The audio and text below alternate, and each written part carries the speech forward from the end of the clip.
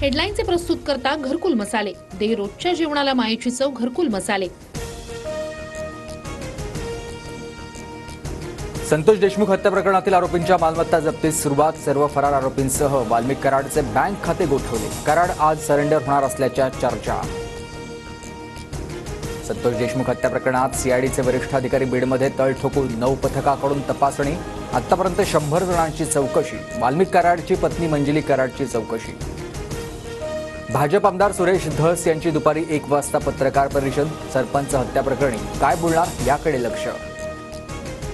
अंजली दमाने यांचा दावा फोल ठरला। व्यक्तीने दारूच्या नशेमध्ये व्हॉइस मेसेज पाठवल्याचा पोलिसांचा खुलासा। आरोपींचा मृतदेह सापडल्याची खात्रीलायक माहिती नाही, तपासातून समोर।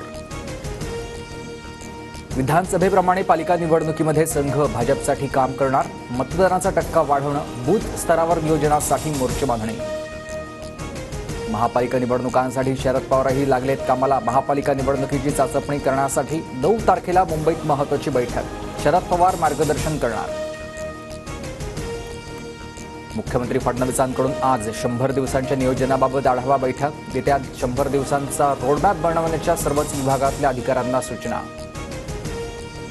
केरळ म्हणजे मिनी पाकिस्तान। राहुल आणि प्रियंका गांधींना अतिरेकी मतदान करतायत। नितेश राणेंच्या विधानामुळे वाद उद्भवण्याची शक्यता।